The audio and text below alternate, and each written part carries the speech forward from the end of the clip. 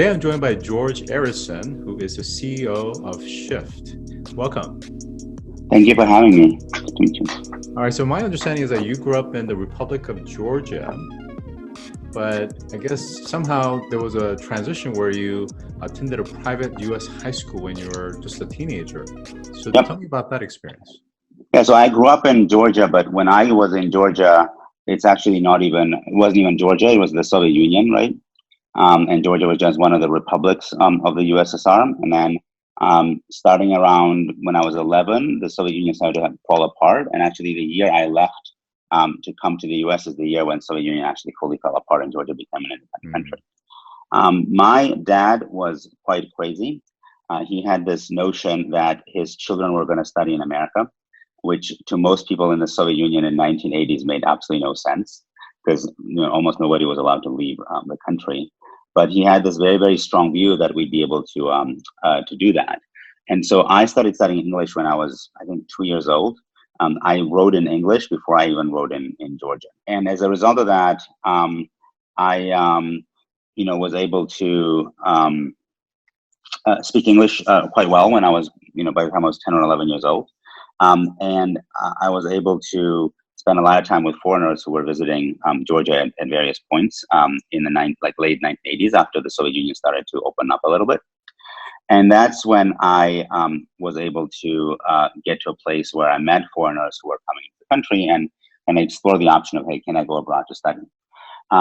In 1989, an American couple came to Georgia to teach for a year. They had been running an organization that would take Soviet kids to the U.S. for 2-week exchanges and bring American kids to the Soviet Union for 2-week exchanges, and they really wanted to kind of live in the USSR to see what it was like. And they became my English teachers. And then when they left the country, that's when we had an opportunity to kind of think about me going abroad as well. And so they left me a book of prep schools that we had picked a bunch of schools that I would apply to. And then a year later, I applied to a bunch of these schools. The initial answer was, hey, really amazing story. Some 12-year-old, 13-year-old kid from the Soviet Union speaks fluent English, has references from American high school teachers. Like, it's a very random thing, in 1991 or 1990. But you're too young to you're too young to come to prep school, so you got to wait for a year. But I did get into a couple of schools, and then when I was old enough to go to 9th grade, I started to plan on getting out. When I applied for my exit visa from the Soviet Union and tried to get a passport, they initially kind of completely freaked out because no one had ever done that before, and there were exchanges of people who would go to schools in the U.S., but it was always government would find the kids, sponsor them, and give them permission to go, versus like a kid showing up on his own and saying, hey, I've been accepted to school, I have a full scholarship, I'm about to leave, can you let me out? But fortunately I was able to get out, and that was kind of my story of how I landed in the US. Well, you're clearly a first for many different types of events, and the fact that you personally lived through a major milestone in the global history, and certainly the USSR, and currently Russia and Georgia. What an experience! And the fact that your first tongue was actually English rather than Georgian is quite interesting, and it says a lot about your father in terms of how he envisioned the future for you. So I want to kind of hold on to that hope and promise, and we'll come back to that in just a second. But let's talk about eventually transitioning to your first startup, I believe, which is Taxi Magic, which is now referred to as Curb. Can you tell us about that? Totally. So I always thought that I'd one day start a business. Like, that was very much somewhere in my mind, because for a long, long time, I've had this view that politics is in my future eventually. But I've also really loved how the Bush family, which is very focused on public service, also has this view that, hey, we earn money first, we provide for our family, and then we go to public service. And that's what I kind of got ingrained in me when I was 13, 14, 15, 16, by reading a lot of biographies. And so my view was always like, hey, I'm going to start a business at some point, do that, and then eventually go into politics. But I had absolutely no thoughts or ideas that it would be a technical kind of business or a technology business, right? I never thought of that. And initially, right after college, I actually got into politics first and spent about 5 years working in politics in Georgia and in the US. But then my best friend from college, Toby Russell, had joined BCG, and he's like, hey, this is a great place for you to learn how to do business, and so you should come over and join BCG instead of going to business school. And so I was lucky enough to get a job there. I joined BCG, and I did learn actually a ton, right? Like it's this drinking from the fire hose type of environment where you learn an incredible amount in the first 6 months. And, I had no idea what an Excel spreadsheet was. And then I had to kind of learn how to massively manipulate really complex spreadsheets as an example. And some really smart people who taught me a lot what I know about business today. But I was also getting pretty bored pretty fast. I don't love kind of hierarchical environments where like you have people sitting on top of you and you're only supposed to do X and like check with 6 other people before you have an answer. That's just not my style at all, and it had never been. And maybe because I was so fortunate in being able to break through unusual circumstances, being in that constrained environment is really tough. And so I was getting pretty bored, and I was starting to think about, hey, okay, I've learned these things. What do I do next? And one of the things that kind of came back to is like, hey, do we start a company?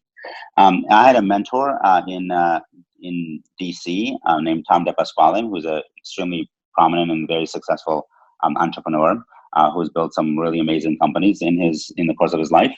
And so he and I would spend a lot of time talking about company ideas, and that's how the idea for Taxi Magic kind of evolved into what it is today. I didn't have a driver's license at that point. And so everywhere I would go, I would take taxis. And if you're a consultant, you're like taking taxis or traveling all the time, right? Like every single week, I'd be looking for a taxi to go to the airport, then from the airport to the hotel, then from the hotel to the site where I was going to be doing our work. And so it was always kind of taxi was like always on my mind. And so for me, the idea of like, hey, can you use a mobile device to book a taxi was a really interesting proposition, right? Because I was using, like, the pain point was so high. For Tom, it was more from the perspective of managing expenses. Like how do you manage payments for things that are in cash? Because his company that he had sold his previous business to, Concur, was a dominant expense management tool. And so that's how the concept of Taxi Magic kind of evolved over time. Toby joined us as well, and a couple other folks, and we started the company, and we're off to the races. It was an incredible experience because I knew nothing about technology at that point, like literally none. I knew that if you went to shift.com, you'd get to the website of Shift, but why that happened, I had no idea. And I had no idea how to even think about building software. And nor do I really know how to build businesses. But we were really lucky because Tom had done so many companies in his life. This was, I think, his 5th company at that point, and each one of them had been successful, that it was very easy for him to obtain capital, and we also could learn a lot as far as what to do and how to do it right. And that's kind of how the company got started, and happy to talk through kind of the experiences there. But I think for me, one of the kind of things that I always think about is the fact that, to be an entrepreneur, you really need to be very willing to take risks. And somebody in my position at that point, like, should have definitely not taken a risk, right? Like, I had a really stable job. I had my H-1B with a very good firm. And here I was, like, moving over to a startup that might have been dead within 6 months, right? And my entire legal status could have been all screwed up. So I think the fact that we had a really, prominent founder involved made me feel a little bit more comfortable with all this. But that's like one of the hardest things, I think, to deal with, is like, how do you manage for the risk that you're taking, especially when it's not just about, hey, I'm going to lose money. There's something much bigger at stake potentially as well. Yeah, great story and great insights as well. Let's talk a little bit about Shift. What is Shift in terms of a marketplace for essentially used cars, I believe? Yep. And how is it different from the competitors that are out there like CarMax? Totally. So Shift is a way to buy and sell a car. If you want to sell a car, you come to shift.com, you submit your car information to us. We will algorithmically price the car for you. We'll buy any car. So whether it's a car that we can sell for retail or not, doesn't matter for us. There are a few brands we don't buy, but as a general rule, we buy most cars. And we will then, if you want to work with us, if you like the price, we'll send somebody out to your house or your office. pick up the car from you, and you'll never see the car again. We'll wire your money, the next day, and you're done. And then that car goes to reconditioning, so we will repair it depending on the type of the car and how much work it needs. And then we will list the car for sale. And then if a buyer wants to buy the car, they come to shift.com, they find the car that they want, and then the magic of the Shift is that you can book a test drive that comes to you. So instead of you having to come to us, you can say, hey, I'm at this location, bring the car to me, and on demand, same day or next day, we'll bring the car to you. And secondly, you can apply for financing all digitally, no human involved, no paper involved, get approval, and actually transact on that entire transaction electronically. And no one really is able to do that in the industry today. So the kind of core Shift innovation is this idea of bringing the car to you rather than you coming to us. So it's really changing the concept of retail for auto the same way that retail is changing for every other vertical, right? You don't have to go to a grocery store today. Amazon Prime or Instacart will bring things to you if that's what you want to do. That's not something that you could do with a car, other than if you're buying the car with Shift. And so for us, the front store is kind of our website, right? Like most of the shopping happens on our website, and then the transaction happens in your driveway, at your house, or at a parking lot in your office.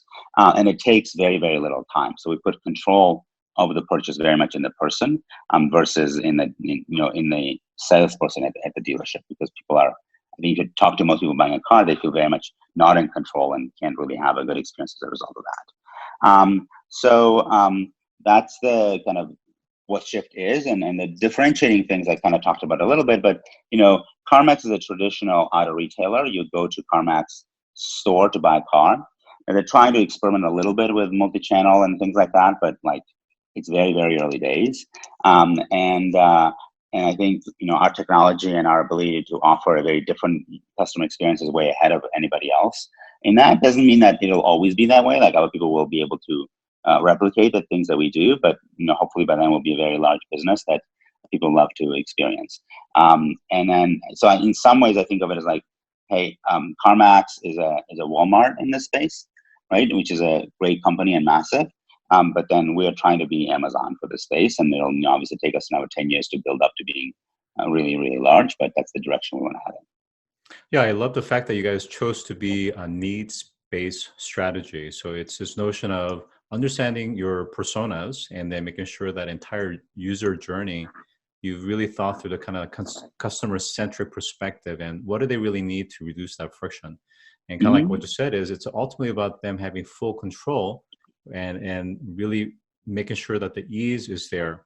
Now, your business model is such that it's actually, like I said, it's multi or omni-channel. It's online, but also there's a lot of offline coordination as well. Yep. So in that entire kind of supply chain and overall operations, what portions are in-house and what portions are outsourced and partnered or networked? Yeah, so almost everything we do is in-house. That's kind of part of the learnings from the Taxi Magic experiences, actually, right? Like, one of the challenges of Taxi Magic was that we had an incredible ability to book a taxi for a person and then, dispatch it, but we didn't really control the driver because the driver was independent and a third party provided that service. And so if a driver didn't show up, like, the service was really bad, right? And then people would get mad at Taxi Magic, not at the driver who didn't come or not at the cab company that didn't provide the service. And so from that, my learning was, hey, we have to go full stack. We need to own the entire experience. And we've tried to own as much of the experience here as possible. So we build our own software, we own the cars, we store the cars, we repair the cars, and then we bring the test drive to you. And it's all done by Shift employees. Now, there are a couple areas where we do rely a little bit on third parties. When we are really busy, right, during the summer months in particular, we might send some parts of the repair work to third parties just because we have not enough capacity to do what we need to do in-house, right? Because this is a seasonal business. You do more work in the summer, less work in the winter because of demand. And so you can't just scale up your own reconditioning. You might have to rely on other people. And if you buy a car sight unseen from us, right, like, we offer you the test drive brought to you, and that's what most people choose to do. But a portion of our customers will buy a car without seeing it, and then we'll ship it to them. That shipment happens through a third party. So we don't have our own network of kind of logistics of shipping the car out to a different state or a different location from where the car is located. That's done with third parties. And quite honestly, there's no need to do that on your own, because the country has a very well developed and broad kind of way of uh, doing that without having to build your own. And so why not rely on people who do that really well already? Yeah, very interesting. I think the fact that you guys chose to do a full vertical integration, again, is a commitment and a lesson learned from your prior startup, that you really need to control the full end-to-end customer journey experience. And of course, that comes with cost as well. So which Yeah, gets into kind of the capitalization model. I wanted to just kind of anecdotally share a case and see what you thought about it.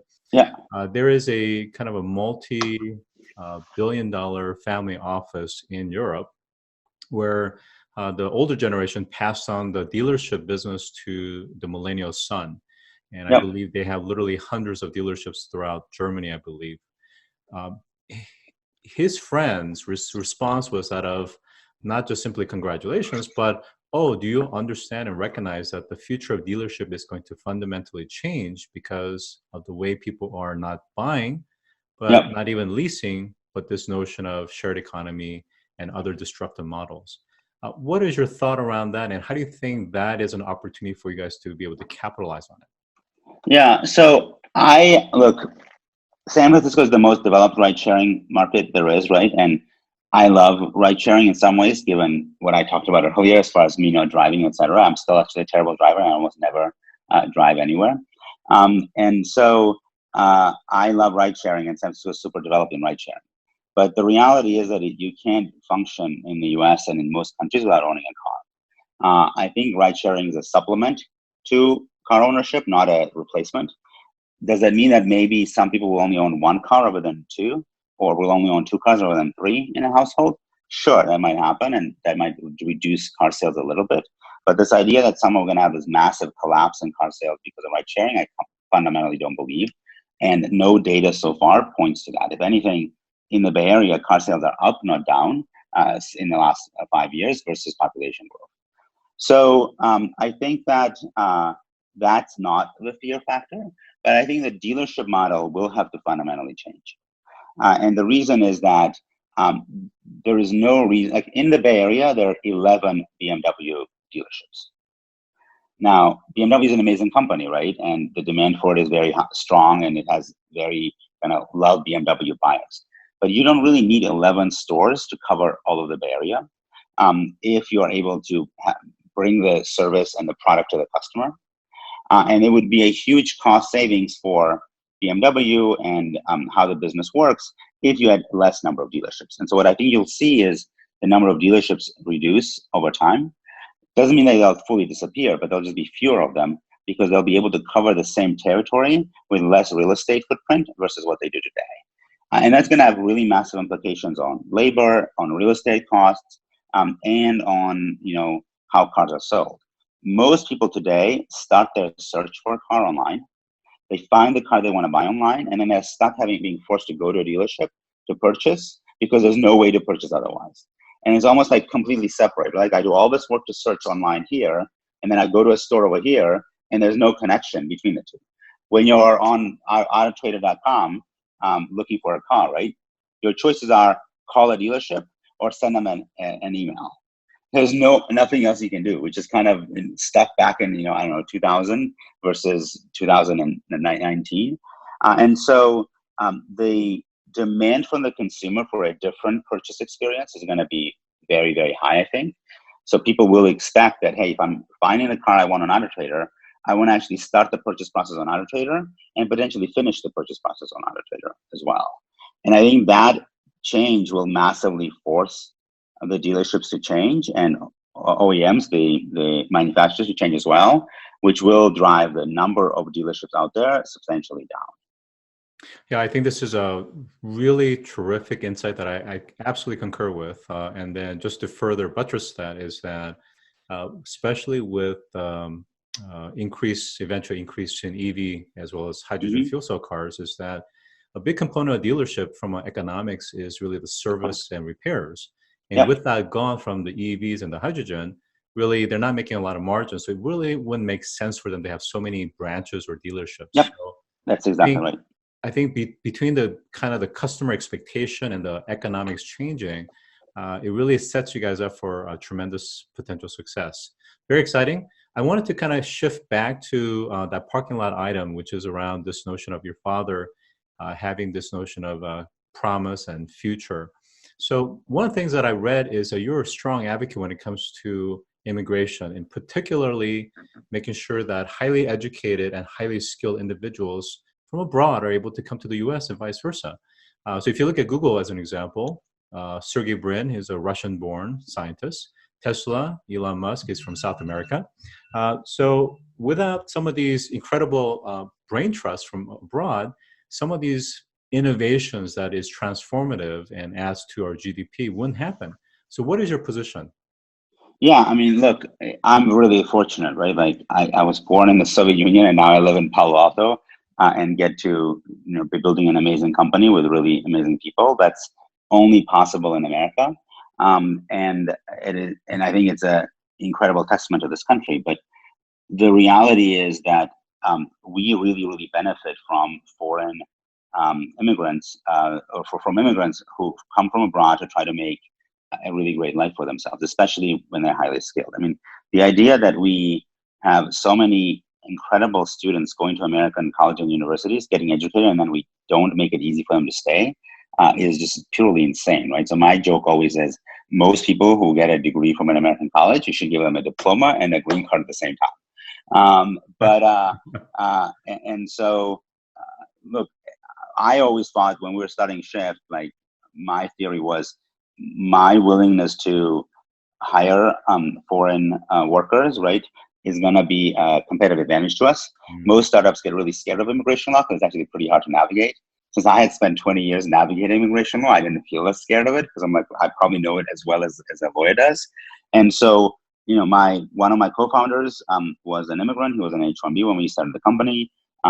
Then we hired, out of our early employees, some of our earliest employees were on H-1B. I think our fourth engineer was foreign. And then, on our business team, maybe sixth or seventh hire was foreign as well. We moved him from Germany to the US. And those guys, added incredible amount of value to the business in the very, very early days.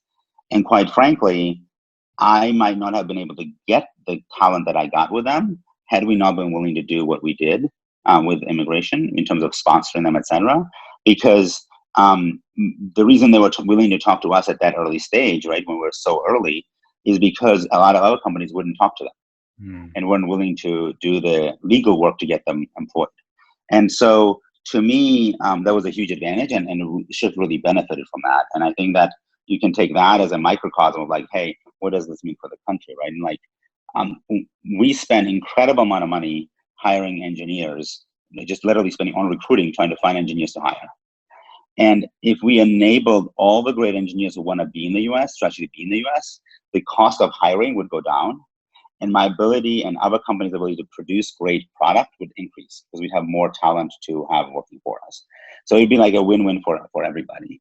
And so to me, it's really, really sad that we don't kind of enable people and encourage that. So I'm a big believer in a points-based system where people who kind of meet a certain threshold through points are able to, should be able to come to the US. And it really is sad that, a few times we tried to implement that system, it always kind of blows up. And in effect, our politicians are holding, the population hostage to not being willing to compromise. It's kind of really, really sad. It's one thing to not being willing to compromise because I'm like so much on principle, but here it's like literally a hostage situation. Like one party wants to hold all the illegal immigrants hostage because they know that that there's an opportunity to potentially compromise, but they don't want to do that. And the other side wants to hold the businesses hostage, and it's just a really terrible situation. Well, thank you so much for sharing your perspective. So today I've been joined by George Arison. Thank you.